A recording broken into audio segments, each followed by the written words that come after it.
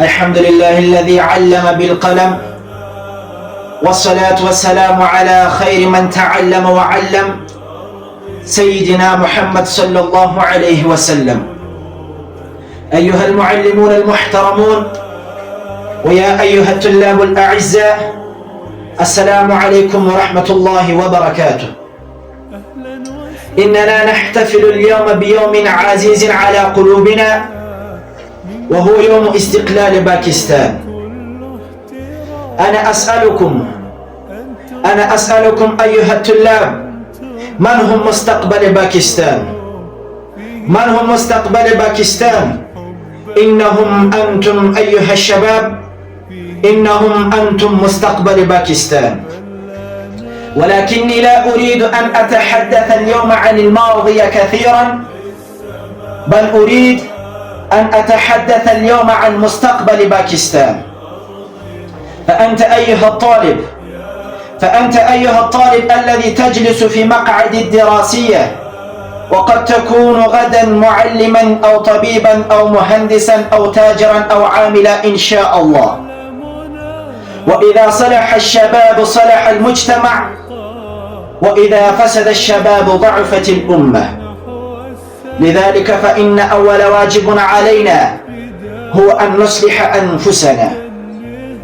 فأنت أيها الشباب لا تقل أنا واحد فماذا أستطيع أن أفعل، بل تقول أنا شخص واحد فأنا أستطيع أن أكون نافعا في المستقبل.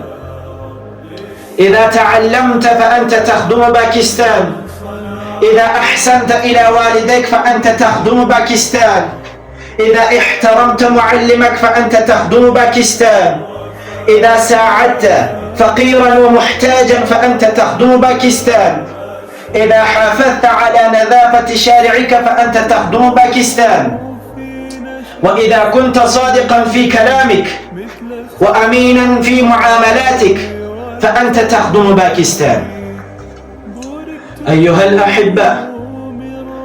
الأحبة، إن الأوطان لا تقوى بكثرة المباني فقط، ولا تقوى بكثرة الأموال فقط، بل تقوى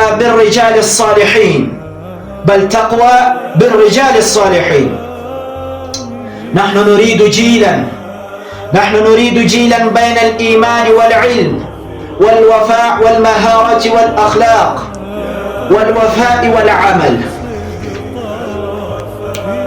نحن نريد جيلا بين الإيمان والعلم والأخلاق والمهارة والوفاء والعمل.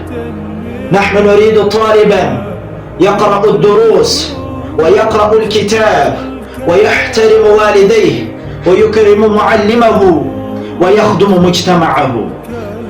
فيا شباب باكستان، أنتم لستم مجرد طلاب، بل أنتم أمانة الغد وأمل الوطن. فاجتهدوا في دراساتكم، وابنوا أخلاقكم، واحفظوا أوقاتكم، واستعدوا لخدمة دينكم ووطنكم. وفي اليوم استقلال باكستان نحن نرفع أيدينا إلى الله ونقول: اللهم اجعل شباب باكستان قوة للدين والوطن. اللهم افتح لهم أبواب العلم والنجاح. اللهم احفظ باكستان من كل فتنة وشر. باكستان ليست ماضينا فقط، بل مستقبلنا أيضا، ونحن شبابها ونحن صناع غدها إن شاء الله. وأسأل الله تعالى أن يزكي نفوسنا من الدنس وجميع الصفات الذميمة والأخلاق الحسنة. أقول قولي هذا، والسلام عليكم ورحمة الله وبركاته.